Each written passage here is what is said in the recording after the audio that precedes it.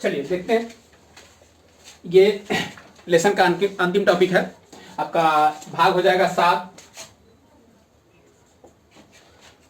13 lesson का अंतिम भाग है, 7 भाग है, ठीक है। अगले क्लास से हम लोग 14 लेसन स्टार्ट करेंगे, परितंत्र स्टार्ट करेंगे। देखिए क्या कह रहा है कि समिष्ट पारस्परिक क्रियाएं, यानी समष्टियों में जो पारस्परिक क्रिया है वो क्या है, कैसे होती है। तो समष्टियों को 3 भागों में बांट दिया गया है। एक है उदासीन अंतःक्रिया, दूसरा है ऋणात्मक अंतःक्रिया और तीसरा है धनात्मक अंतःक्रिया। तो सभी को बारी बारी से हम लोग विस्तृत से जानेंगे। तो पहला है उदासीन अंतःक्रिया क्या है। तो उदासीन अंतःक्रिया में एग्जाम्पल में 2 तरह से लोग आते हैं। उदासीन का मतलब आप लोग जानते हैं न्यूट्रल होता है, जीरो, यानी ना तो जिससे फायदा ना तो नुकसान। तो उदासीन का मतलब में होता है 2 तरह के होते हैं, कीटभक्षी और फलभक्षी।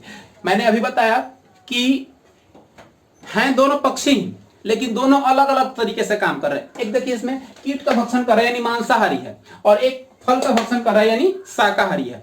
तो वैसे जीव जो सदैव कीटों का या मांस का भक्षण करते हो वो आ जाएंगे कीटभक्षी में, कीट भक्षण करने वाले। और फलभक्षी यानी सदैव फल का भक्षण करते हैं वो फलभक्षी में आ जाएंगे। ये ऋणात्मक अंतःक्रिया ये दोनों करते हैं, यानी दोनों तो हैं, कीट ही है, भक्षण ही करने वाले हैं, यानी पक्षी हो जाए जो भी हो जाए भक्षण करने वाले ही हैं, लेकिन दोनों की क्रिया अलग अलग हो रही है। तो ये आ जाएंगे आपके उदासीन क्रिया में, ठीक है। अब आ जाएगा ऋणात्मक अंतःक्रिया।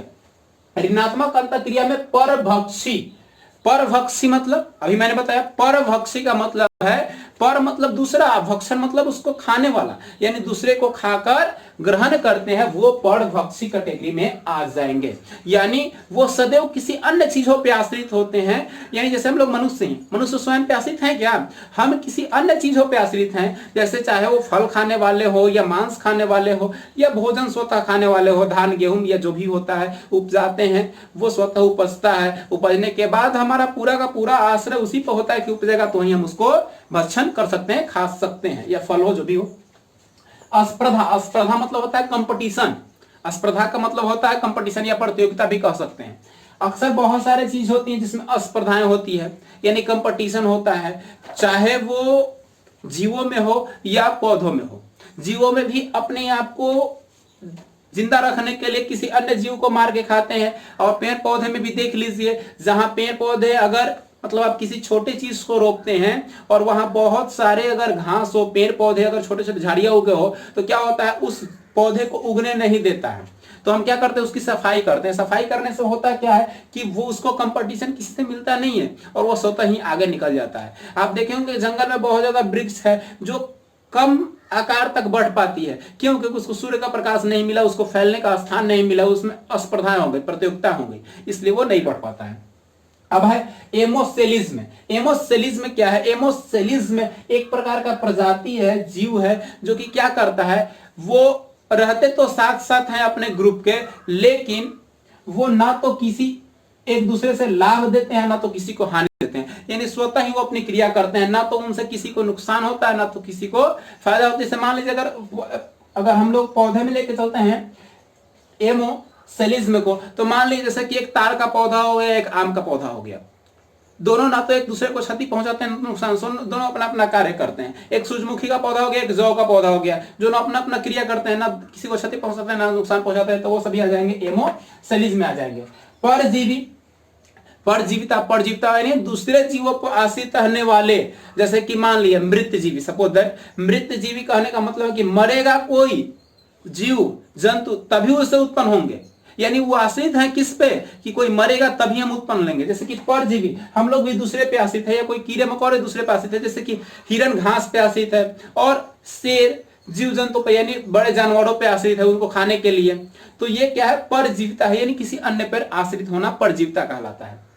अब देखिए आगे है धनात्मक अंतःक्रिया। धनात्मक अंतःक्रिया में आपके आ जाते हैं सहजीविता, या इसको मोहोपकारिता कहते हैं, सहजीविता या मोहोपकारिता कहते हैं, सहजीविता को ही मोहोपकारिता कहते हैं, ठीक है। अब एक है अपमार्जक और दूसरा है सहभोजिता। देखिए सबके बारे में हम लोग बारी बारी से जानते हैं। सहजीविता या मोहोपकारिता क्या होता है, इसमें आ जाते हैं आपके लाइकेन आ जाते हैं, इसमें क्या जाते हैं सहजीविता में, मैंने आप लोगों को पढ़ाया भी है, लाइकेन जिसमें कवक और शैवाल दोनों क्या होते हैं, एक साथ सहयोग करके रहते हैं और एक दूसरे का सहयोग करते हैं और भोजन निर्माण करने की हो या वृद्धि करने की हो। उसी में आपका आता है राइजोबियम।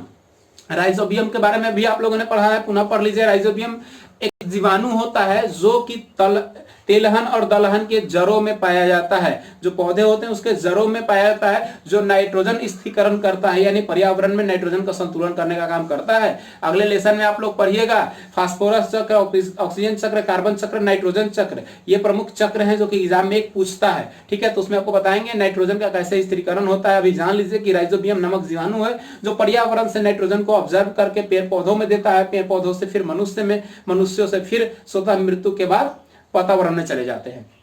तो राइजोबियम हो जाएगा या फिर आपका लाइकेन आ जाएगा सहजीविता और महोपकारिता के एग्जाम्पल में। अब देख लीजिए अपमार्जक। अपमार्जक जो होता है वो मृत जीव को खाते हैं, यानी आप मृत जीवी भी समझ सकते हैं अपमार्जक को, यानी मृत हुए चीजों को जो खाते हैं, भक्षण करते हैं, वो आते हैं अपमार्जक में। यानी मृत जीवी और अपमार्जक क्या है, सामान्य है।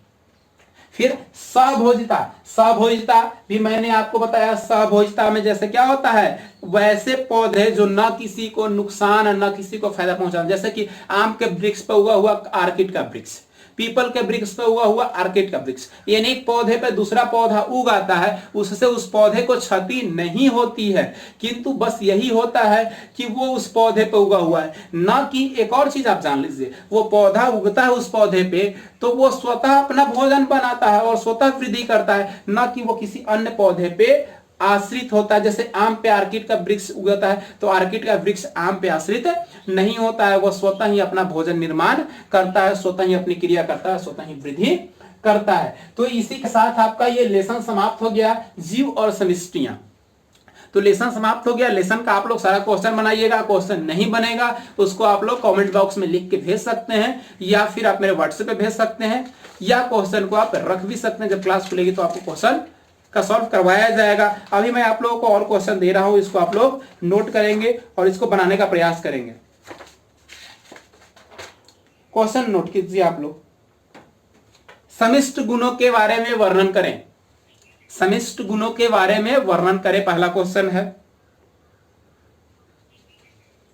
दूसरा क्वेश्चन, आयु पिरामिड को आरेख द्वारा, आयु पिरामिड को आरेख द्वारा निरूपित करें। आयु पिरामिड को आरेख द्वारा निरूपित करें।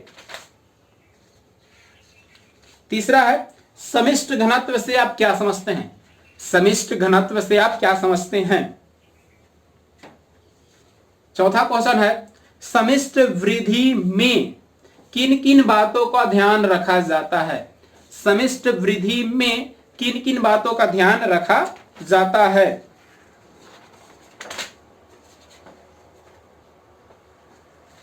समिष्ट वृद्धि में किन किन बातों का ध्यान रखा जाता है। जैविक कारक कौन कौन से हैं। जैविक कारक कौन कौन से हैं। और अंतिम क्वेश्चन, समिष्ट प्रक्रियाओं के क्रियाओं का वर्णन करें।